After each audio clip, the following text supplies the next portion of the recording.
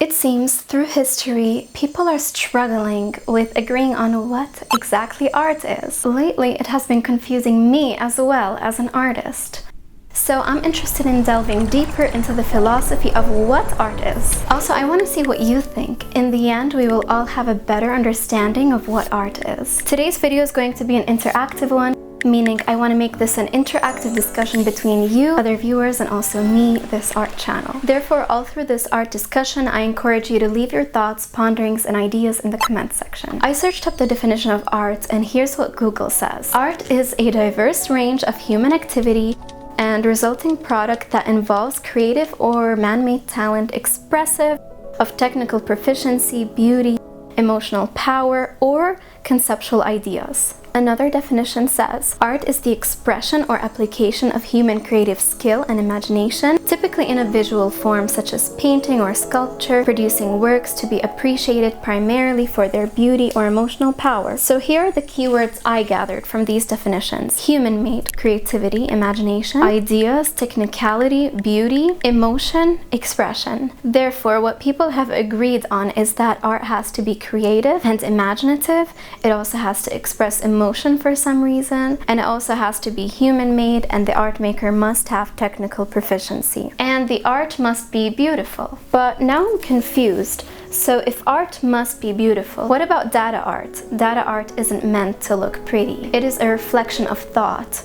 So is data excluded from art? Besides, everyone views beauty differently, don't you think? Here is an image of the museum artwork, the fountain. So for me, it is not beautiful.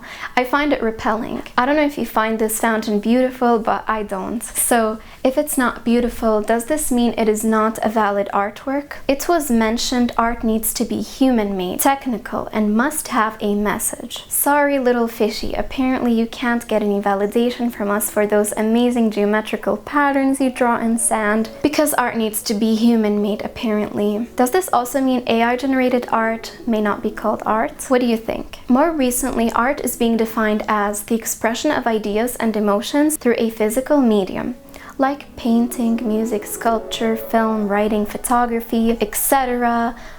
But I note suddenly in the new definitions the keywords beauty and technicality are being neglected. But still, people are firm about art needing to have ideas, emotions, meanings, and messages. Something I learned while taking my bachelor's degree is art consists of thinking, a creative process, and a final product, an end result, aka the art piece. Applying this to real life, from what I gather, AI art does not have a creative process at all. So, and then there's experimental art and some other forms of abstract art that ditch the thinking, brainstorming part of the process. Yet AI and abstract and experimental art are still coined as art by some people. From my personal point of view, there's high quality and meh art. I firmly believe art can be called quality art only when the following three elements exist. The work needs to be aesthetical. 2, it has a message. It needs to be telling the audience something. Art is a really effective means of communication. Art must last. That's the third one. Disclaimer. I'm not saying everything else is not art. I think the opposite. Everything else still can be called art. Art is art when someone declares it as art. But I do not personally believe, and I say personally, I believe there exists high quality art that will remain and be remembered throughout history as high quality art. Meanwhile, there exists low-quality art, forgotten easily and prone to being rejected by people who are picky and have certain standards when it comes to art. High-quality art, in my opinion, should consist of the three elements I mentioned: aesthetical, meaningful, long-lasting, as well as the keywords we discovered from the definitions of art in the beginning, such as creativity, imagination, ideas, technicality, beauty, emotion, expression, and so on. If you have any extra points or keywords you'd like to add, please drop them in the comments. I just want to pause for a moment to let you know, if you're enjoying this video, you can buy me a coffee. Let's explore why the three elements are worth contemplating. First of all humans and animals are attracted to beauty. We enjoy looking at beautiful things and beautiful people, and we're attracted to symmetry. Through history, across cultures, and at all stages of life, humans have enjoyed looking at appealing things. They've collected beautiful things, created beautiful things, and being made happy by beautiful things. It goes without saying, these beautiful things directly affect our minds and emotions. We want to be near beauty, either in person or through art. It calms us, heals us, and motivates us. This is why people can look at beautiful paintings for hours in museums. But yeah, I mean, when I see a banana taped to a wall, well, I wouldn't really find it aesthetical nor durable, nor would it speak to me. I'd just find it pretty silly and disappointing. Thus, I'd not waste time looking at it for longer than a second before turning away. That's my POV. What I say is not taken for granted because some people think a banana taped to a wall is genius, and who am I to judge? I'm no art critic. Here's a little disclaimer. Maybe art doesn't always need to be perfectly beautiful, because look at World War II art. It's not beautiful, it's gloomy, painful, but it was a way for people to pour their thoughts, traumas, and feelings out. 2. The second element, actually, me and my mom, who is a PhD professor, agreed on those. She's also a Scopus and A-star journal publisher. Back to the second element, meaning. To be really good and amazing, an artwork better have some meanings and ideas attached to it. I mean, I'm guilty since I often create art without any concrete meaning, for example, portraits and women, but I always try to convey my love for beauty and femininity. I still try to make the eyes speak. One of the most meaningful artworks in history is Liberty Leading the People. It's really great if art can communicate with others, and artists are meant to change and shape culture.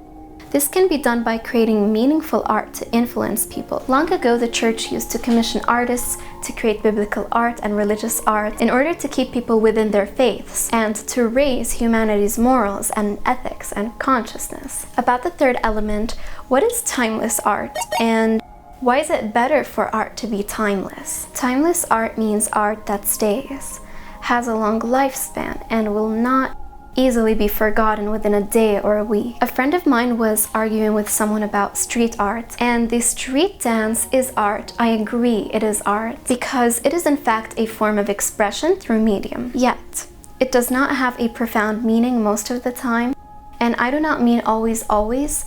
Sometimes street art does have messages, and crucial messages to culture. Take Banksy's murals, for example. However, it is just a matter of fact, 98% of street art entails washable scribbles, and these washable name tags, they'll most likely not be remembered across centuries. A lot of the graffiti we see does not have a real meaning, and a lot of it is plain vulgar. For example, twerking and some forms of hip-hop are not truly meaningful most of the time. Not always, so yeah, please don't get mad at what I'm saying.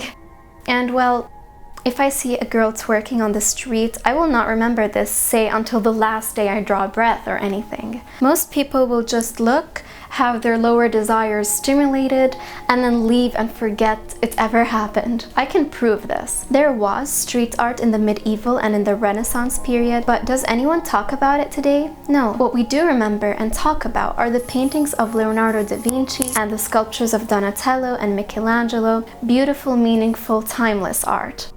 During Shakespeare's times, there were many types of vulgar street plays, but what remained? Shakespeare's meaningful, wholesome plays. All else withered over time and did not stand the test of time. Back to now. In my experience, if an artwork has all the mentioned keywords and 3 elements, then I would be seriously satisfied seeing it. Honestly, and I'd like to hear your opinion too, but most of the time when I personally see art lacking any of the 3 elements, I will be left feeling awfully empty. That art wouldn't fill my soul as much. It would perhaps disturb me by being ugly or meaningless. It's like already life has many unpleasant truths and situations. Life is sometimes imperfect, so why would I want to add to my plate by seeing unpleasant art? No, I'd want to look at perfection, so I would drink it in and feel better. This explains why when I visit some art exhibitions, I'm left feeling disappointed and unfulfilled. After this, I just feel like someone ripped a piece of my soul out and left a hole in my chest, and I'd need to go fill it in with some food or something else that's satisfying. On the other hand, some art galleries I go to, well, I see meaningful beauty, and then I feel so full of art, beauty, satisfaction. Good art is very important to me. It's part of the oxygen I need to breathe to stay alive. Too little art and beauty and I'd be suffocating. Here Here are some quotes about the nature of art. Art is not what you see, but what you make others see. Degas. Art is coming face to face with yourself. There is no must in art because art is free. The aim of art is to represent not the outward appearance of things, but their inward significance. Without art, the crudeness of reality would make the world unbearable. Before we continue, keep in mind I left the link to my Redbubble shop in the description down below. Maybe there's no clear definition of what art is, because across different cultures and times, even for different people, the definition of art differs. Maybe art exists only in the eye of the beholder, and what I see as art may not be what somebody else sees as art. Sometimes I find broken, abandoned buildings extremely beautiful and nostalgic. Some people think art must be primarily thought-provoking, whilst some people believe art must be pretty, and some say art is an exclusive thing to humans. Monkeys have learned how to paint, and actually animal art makes sense. Here's an elephant that made an outline of another elephant. Here's a donkey that created a landscape. Something I like about art is that artists are usually the ones to break the rules and find new ways of creating art and expressing themselves. And when they see something that they do not like in culture, they announce it loud and clear. Here is a quote from Echibe. I hope I'm pronouncing this right. Art is man's constant effort to create for himself a different order of reality from that which is given to him. This somehow means art is something people create based on how they view the world. Crazily, there are some societies on planet Earth that forbid art with all their power. And I will not mention who and how, but despite their efforts, art always manages to leak through the cracks of society. Art is very important. It is part of us humans. Cavemen did art. All tribes did art. Art has always been there and always will be there as long as we exist. In conclusion, art has a really elastic definition, and the question of what art is insoluble because art means different things to different people. Art is different across cultures and across history.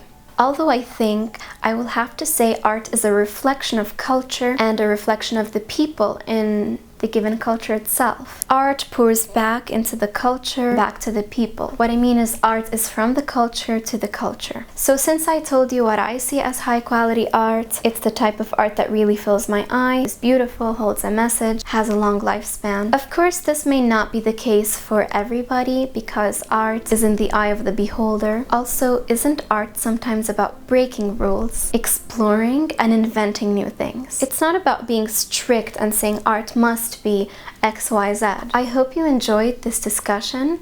What do you think? What is art to you? I want to hear your thoughts and your opinions. I will definitely read all your comments and I'll try my best to constructively reply to each one of you. Don't forget to subscribe to my channel. Thank you for watching until the end. If you did watch till the end, you're my bestie.